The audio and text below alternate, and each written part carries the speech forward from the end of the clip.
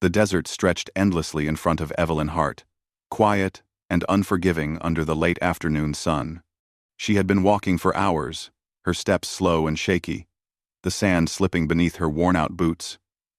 Earlier in the day, her horse had broken its leg in a hidden crack between two rocks. She had cried when she put the animal down, not only because she loved the animal, but because she knew what losing it meant. The desert was not a place for anyone to cross alone, especially not on foot. Her canteen was half empty, her throat dry, and the heat had turned everything into a strange blur. But she kept walking, because stopping meant giving up.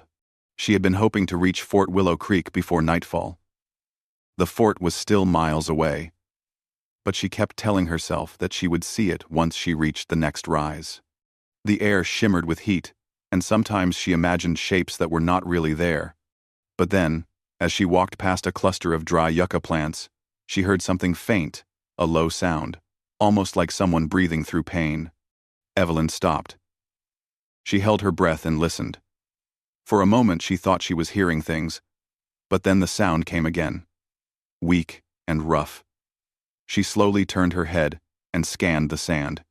Her heart thumped hard as she took a few careful steps toward the noise. Then she saw him. A man lay half hidden behind the yucca plants, his back against a large rock. At first she thought he might be dead, but when she came closer, she saw his chest rise with slow, heavy breaths. His long black hair lay across his shoulders, tangled and dusty. His bare upper body was sunburned and covered in dried blood. He wore beaded clothing around his waist, and she immediately recognized he was a native warrior. Her heart jumped to her throat. She had heard stories her whole life, stories of conflict, raids, and revenge. Fear rushed into her chest, but the fear did not push her away. Instead, she stepped closer. The man was wounded, badly. Leaving him here meant letting him die. She couldn't do that. Not to anyone. She knelt beside him, keeping her hands visible so he wouldn't think she was a threat. His eyes flickered open, dark and sharp despite the pain. He watched her carefully, as if trying to judge who she was and what she wanted. "Can you hear me?" Evelyn whispered. The warrior didn't speak right away. He only stared at her, breathing hard. When she raised her canteen slowly, he tensed as if ready to fight, even in his weak state. She shook her head gently to show she meant no harm. After a long moment, he relaxed only a little. She brought the canteen to his lips. He stared at it suspiciously, then took a tiny sip, then another. His throat worked slowly as he swallowed. "What happened to you?" she asked softly. He closed his eyes for a second, gathering what little strength he had left. His voice came out rough. "Enemy warriors. Ambush. River crossing." He gritted his teeth. "I ran. Lost them. I think." Evelyn looked at his wounded side. A sharp arrowhead was still lodged just above his hip. The shaft had broken off, leaving the metal inside him. The area around it was swollen and red. She felt a wave of worry wash over her. If infection set in, he would not last long. Before she could reach for the wound, the warrior suddenly grabbed her wrist. His grip was surprisingly strong for someone so weak. Evelyn froze, though he wasn't hurting her. His eyes met hers, full of warning. "You should go," he whispered. "Danger still near. If they find me, they may find you." Evelyn gently loosened her wrist from his hand. "I'm not leaving you here," she said firmly. The warrior looked confused, as if he didn't understand why someone from outside his people would help him. "You do not know me," he said. "I don't need to," Evelyn replied. "You're hurt, and you need help." He stared at her for a long moment, as though trying to understand a language she wasn't speaking out loud. Finally, he leaned back against the rock, breathing heavily. She took out a small cloth from her bag and tore a strip from the bottom of her skirt to create padding. Then, she cleaned the area around the wound with careful hands. The warrior's body tensed, but he did not complain. He only closed his eyes and breathed deeply through the pain.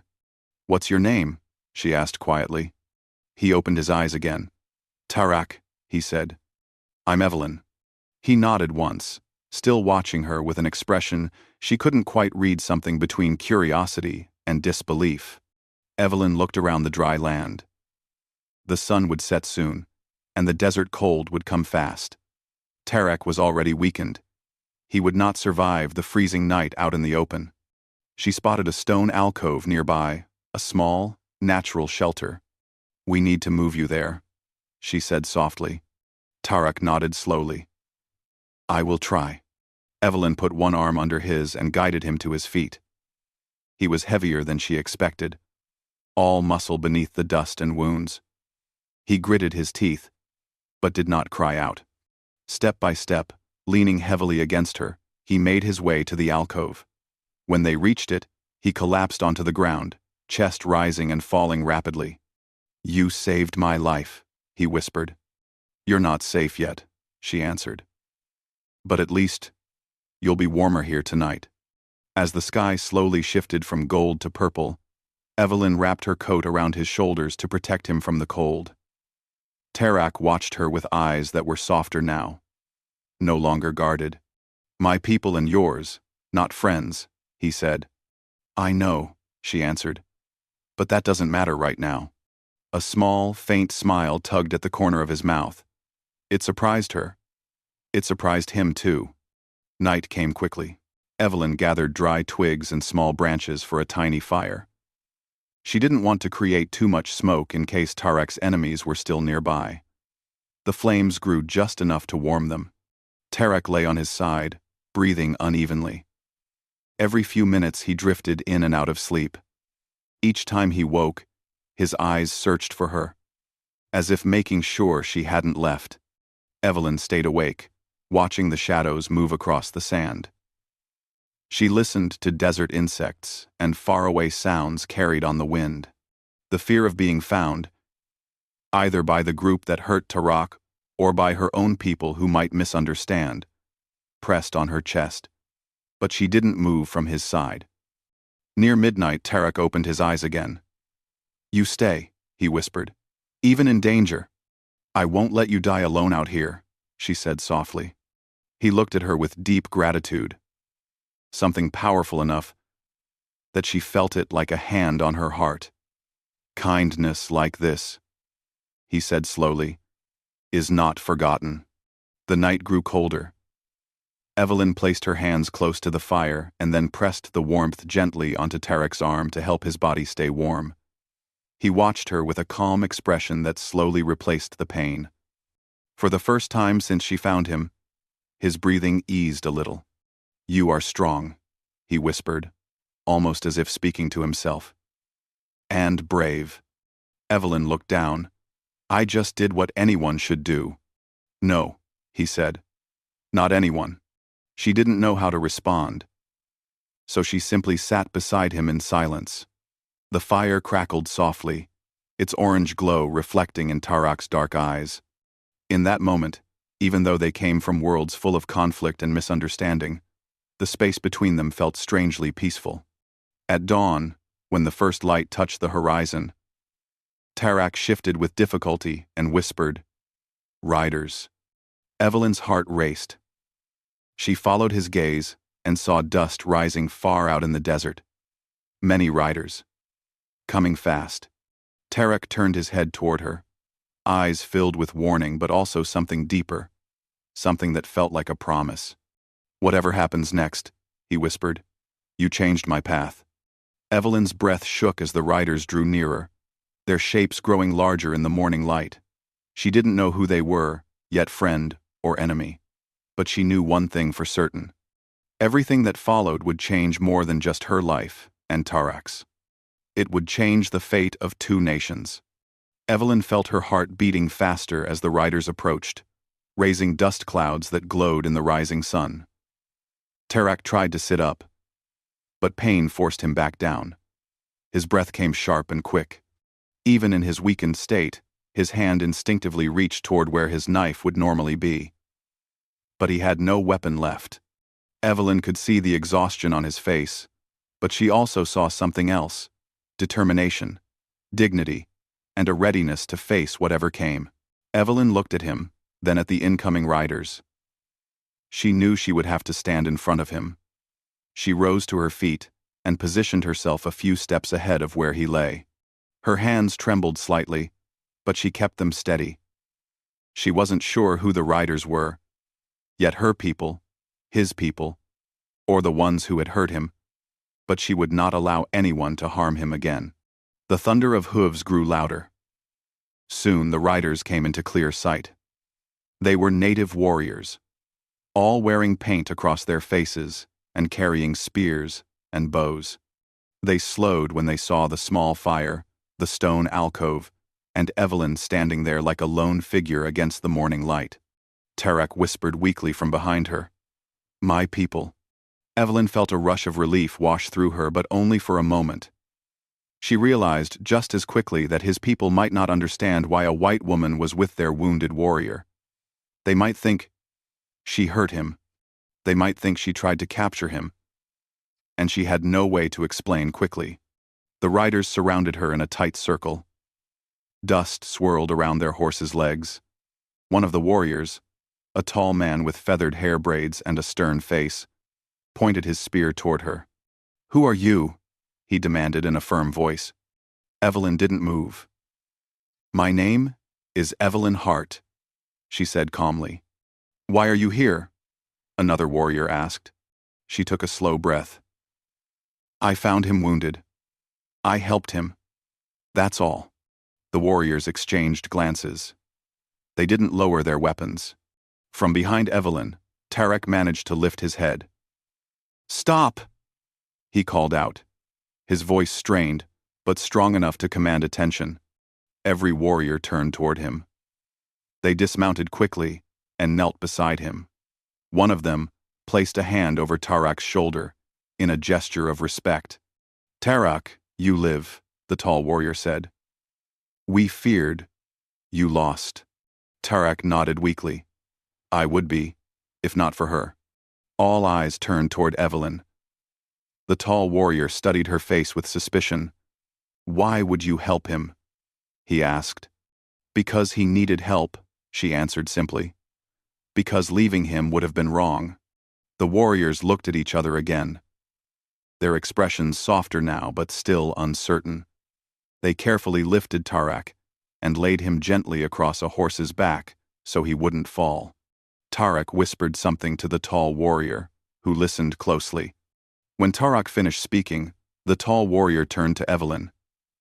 His voice was respectful now. "Tarak says you saved his life. If this is true, then you have done something great for our people." "It is true," Tarak said behind him, breathing heavily. "She stayed all night. She gave me water. She protected me." The tall warrior nodded slowly. "Then come with us. Our chief will want to hear this story." Evelyn hesitated. She looked at the desert, then at Tarak. His eyes searched hers, full of silent hope even though he was too proud to ask her to come. "I'll come," she said. The warriors helped her climb onto one of the horses. The group moved steadily across the desert toward a distant ridge. Tarak rode near her, lying face down across the horse's back. Every few minutes, Evelyn leaned slightly to check on him. And every time, even when his eyes were closed, he seemed to sense her presence. They reached the camp hours later. The village sat in a valley surrounded by hills. Smoke rose from cooking fires. Children ran between the small homes. Women carrying baskets paused and looked up as the warriors entered. When they saw Tarak's wounded state, worried voices spread quickly. An older man stepped forward, tall and strong despite his age. His hair was long and gray, tied with leather bands. He was the chief. His eyes went straight to Tarak. "My son," he whispered in a heavy voice. Evelyn blinked in surprise. Tarak was the chief's son. That explained the respect the warriors showed him. It explained their fear of losing him. The chief touched Tarak's forehead gently, then turned to Evelyn. You helped Tarak? Evelyn nodded. I found him in the desert. He was alone. He was badly hurt. The chief looked at her closely, as if searching her soul. Finally, he nodded. You will stay in our camp until he is healed. She felt relief but also nervousness. Everything here was new. She didn't know their customs or their language beyond a few basic words. But she saw the gratitude in the chief's eyes, and also in the eyes of the women who carried Tarak into the healing lodge. Days passed.